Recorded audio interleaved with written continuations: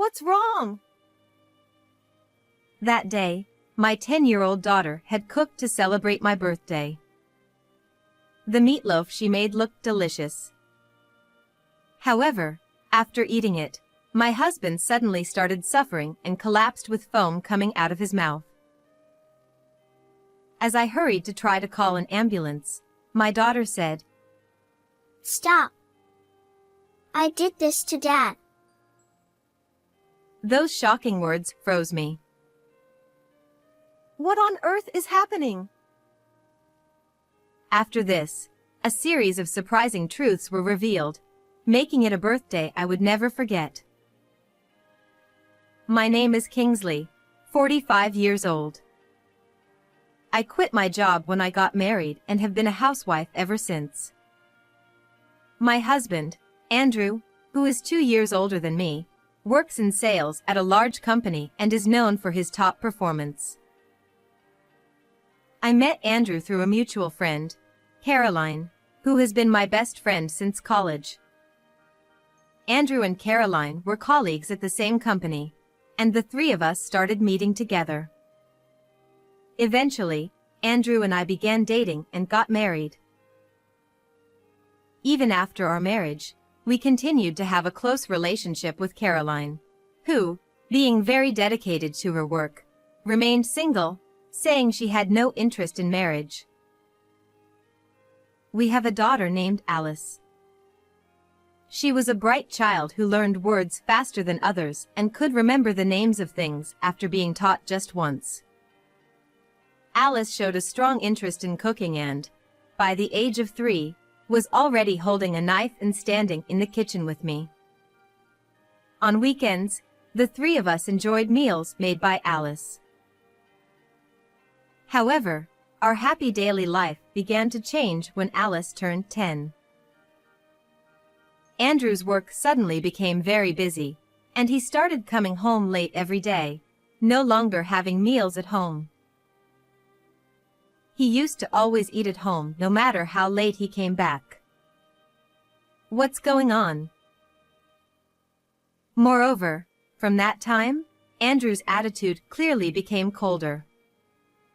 Even when he was at home, he would just look at his phone screen, and when we talked to him, his expression would immediately darken, showing an annoyed attitude. Alice couldn't help but notice this. "Hey Mom, is Dad tired from work lately? He always has a scary face." I'm sorry, Alice. It seems like he is very busy every day. You must be lonely not being able to play with him. Seeing Alice's sad expression as she looked down, I thought I couldn't let this continue and decided to talk to Andrew. That day, Andrew came home late again and didn't get to see Alice. After changing his clothes, he lay down on the sofa and started fiddling with his phone. Seeing him smile at the screen, I thought, maybe he's in a good mood now, and walked over to him. "Thank you for working so hard until late every day. I understand that you're very busy lately, but could you make a little more time for the family?" What? Are you complaining to me? Who is working so hard every day until I'm exhausted? His smile disappeared, and he responded in a strong tone, frowning. I instinctively braced myself. "I can endure it, but isn't it unfair to Alice?" I want to be with Alice if I have time too. But it's work, so there's nothing I can do. Do you even know who we owe this good life to? Fearing that Alice might hear Andrew's loud voice, I gave up on discussing it that day. However, Andrew's work only got busier, and he started saying he had to work on weekends too, leaving the house even on holidays. He never had to work on weekends before. Could it be? Recalling Andrew's recent behavior, I couldn't help but suspect he was having an affair, so I consulted my friend Caroline. However, she laughed it off, saying I was overthinking it, and I convinced myself that Andrew would never do such a thing. Still, my anxiety didn't go away as Andrew continued to be absent from home. Seeing my distress, one day Alice suggested we cook together. Alice had inherited an old laptop that Andrew used for work and enjoyed looking up recipes on it. "You're worried because I'm not feeling well, right?" "Thank you, Alice." Mom, you always say that we should eat something delicious when we're feeling down. I felt guilty for making Alice worry and decided to have fun cooking and eating together. There's no point in moping around. I need to fix my relationship with Andrew for Alice's sake. I resolved to do so, but Andrew's busyness didn't ease up. Then, something happened that added to my already troubled mind. One day, Alice's teacher called, saying, "I'm worried because Alice has been forgetting her homework and other things lately." Alice, who was usually very responsible, always did her homework and prepared her things for the next day without being told. Come to think of it, Alice has been acting strange lately. I wonder if something happened at school. Around this time, Alice, who used to love cooking, started spending more time alone in her room. "You seem down. Are you okay?" Yeah. I just had a little fight with a friend. Don't worry, Mom. Alice didn't want to talk about it any further, so I had no choice but to leave her be. Still, it's better than not being able to talk at all. But when we had meals with Andrew, she would quickly eat and return to her room without saying a word. "Hey, don't you think Alice has been acting strange lately?" That's normal for girls her age. It's just a phase, nothing to worry about. Unlike my anxiety, Andrew seemed indifferent, which frustrated me. Then one day, out of the blue, Andrew suggested having a birthday party for me. He's so carefree, even though Alice is still down. I was annoyed, but I thought it might cheer Alice up, so I agreed. A few days before the party, Andrew, who had come home early for a change, suggested to Alice that she cook something for me on the day of the party. At first, Alice was reluctant, but she eventually agreed, saying, "If it's for Mom." On the day of the party, Alice decided to make meatloaf, a dish she had learned in her school class. It was my favorite dish. Today is Kingsley's special day, so just sit back and relax. Andrew said, unusually taking charge in the kitchen and starting to cook with Alice. Soon, Caroline, whom we had invited, also arrived. Happy birthday, Kingsley! Thank you for inviting me today.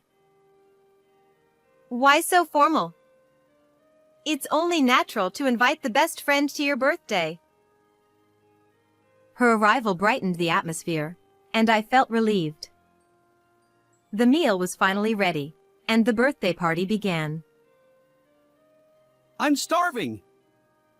But the guest of honor should go first. Here you go. Andrew said.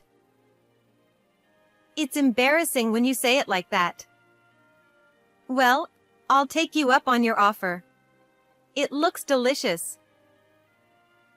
Just as I was about to start with the salad, Andrew raised his voice. Hey. You have to start with the meatloaf. Alice made it especially for you. Oh, you're right. I'll start with this then. As soon as Andrew saw me take a bite of the meatloaf, he began eating as well. This is delicious. As expected from our talented cook, Alice. Ugh! Ugh! Suddenly, Andrew collapsed, foaming at the mouth. Andrew! Are you okay? I hurriedly grabbed my phone to call an ambulance when Alice shouted. Stop. Don't call an ambulance. I did this to Dad. For a moment, I couldn't understand what was happening and could only stare at Alice. What? What do you mean, Alice? What are you saying? Alice remained silent, looking down, as if she couldn't hear my panicked voice. At that moment, Andrew began groaning in pain again. Hearing this, Caroline, in tears, called for an ambulance. I accompanied Andrew to the hospital, unable to comprehend the situation. Thanks to the quick medical response, Andrew's life was saved. But the doctor's words sent chills down my spine. They suspected that Andrew's symptoms were due to an overdose of medication. When asked if I had any idea what could have caused it, I could only shake my head. In the end, the cause remained unknown. Wait a minute. Could it be what Alice said? The words "I did this" kept echoing in my mind, filling me with dreadful thoughts. Once Andrew was stable, I returned home alone and cautiously asked Alice, who had been waiting at home, about the truth. The shocking revelation from Alice felt like a hammer blow to my head. Determined to uncover the truth, I decided to take action. 2 weeks later, Andrew was discharged from the hospital. To celebrate his recovery and make up for the interrupted birthday party, I suggested we have another party. However, Andrew seemed reluctant and made a sour face.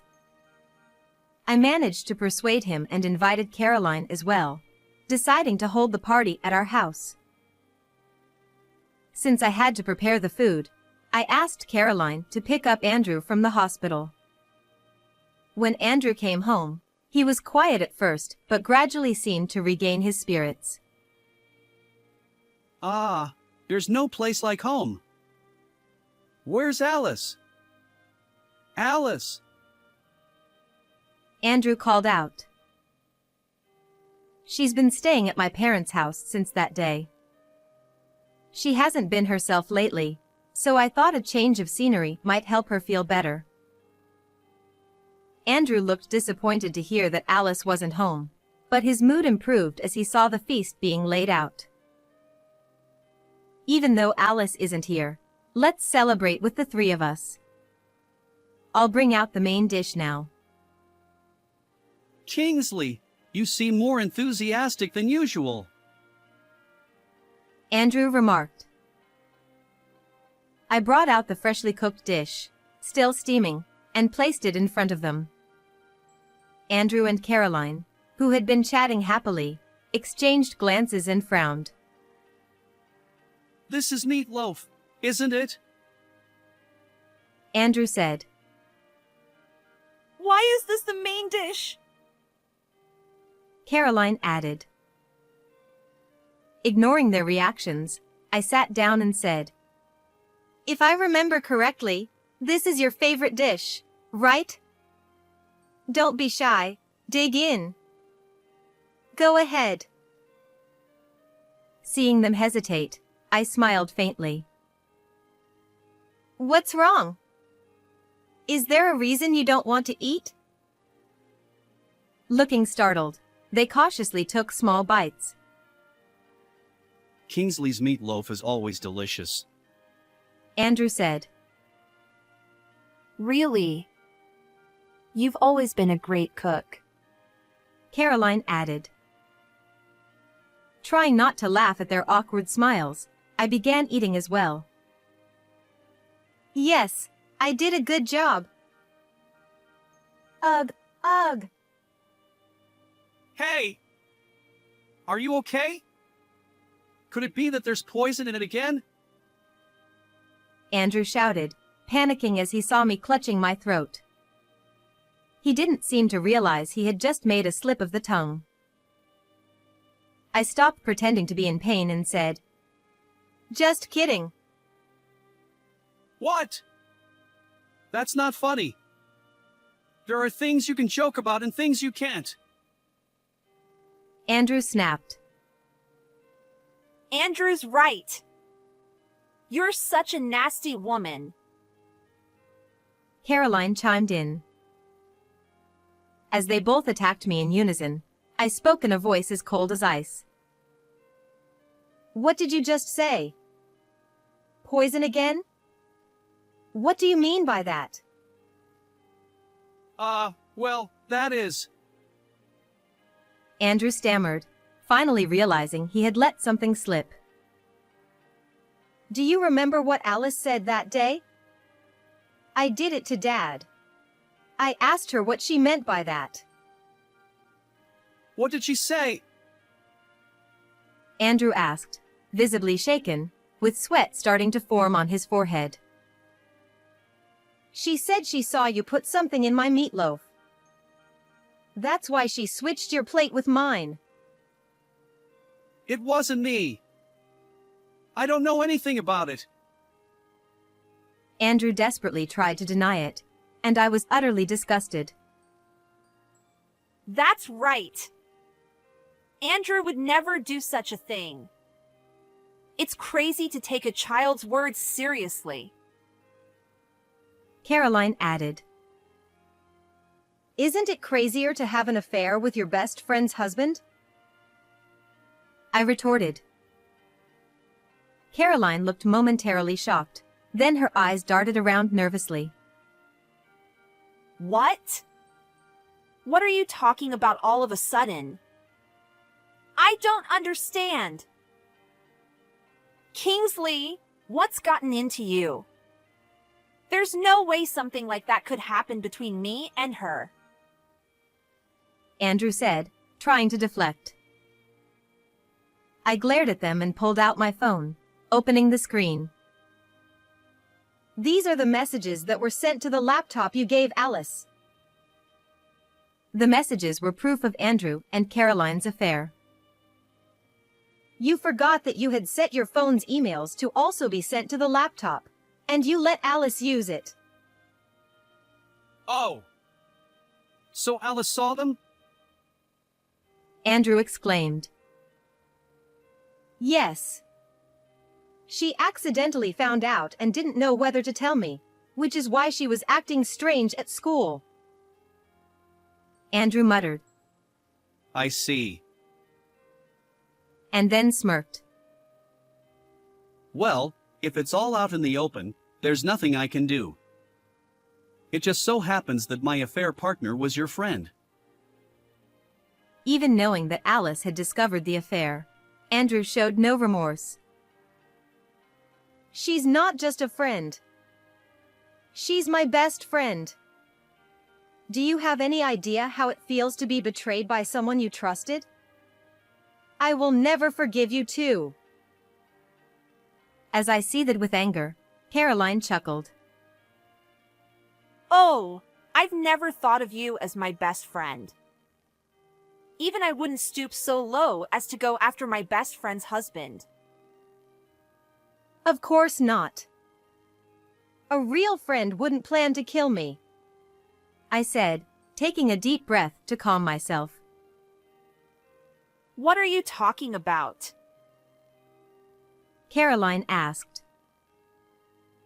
"I borrowed Alice's laptop and found evidence that you two planned to poison me on my birthday." What? But what would we gain from that? Caroline asked. "Insurance money," I replied. Andrew and Caroline looked shocked, clearly not expecting me to know that much. However, Andrew quickly returned to his usual self. What you said is true. But I'm the one who actually ate the drugged meatloaf and almost died. Just planning it shouldn't be a big deal, right? Andrew said. That's right. We didn't actually do anything. Too bad for you. Caroline added. Seeing their smug faces, I felt laughter bubbling up past my disappointment, but I held it back. Since you seem unaware, let me inform you. Even if it was just an attempt, planning it is still a serious crime. Too bad for you. What? No way! Andrew exclaimed, clearly shaken by this new information. Of course, I recorded this entire conversation. Your confession is all there, so it's as good as a signed confession. As I laid out the harsh reality, Andrew suddenly spoke up. Kingsley, I was just manipulated by Caroline. I'll break up with her right now. Let's start over. How could you? Trying to save yourself.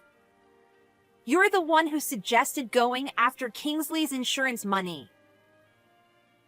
Caroline retorted. Don't lie. You were the one who planned it.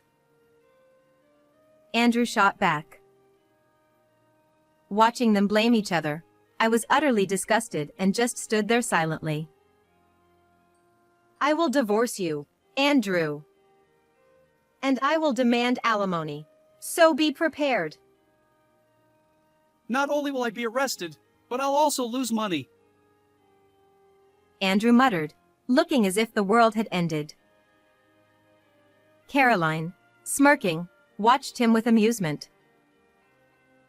And you won't be laughing either. You'll pay alimony too.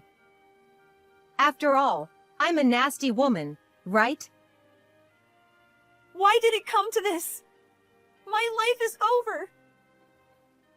Caroline cried, collapsing and sobbing, but I felt nothing. I told you, I will never forgive you too. Enjoy your time together in prison. Seeing their stunned faces, I felt a sense of relief. The evidence I submitted was crucial, and Andrew and Caroline were arrested for their crimes. My divorce from Andrew was finalized, and I demanded $50,000 in alimony and $120,000 in child support. Andrew paid it all in a lump sum by selling his savings and the apartment we lived in. I also demanded $30,000 in alimony from Caroline, who initially resisted but paid up once a lawyer got involved. I decided to move back to my parents' house with Alice. At first, Alice was still down, but she soon returned to her usual self, and we started cooking together in the kitchen.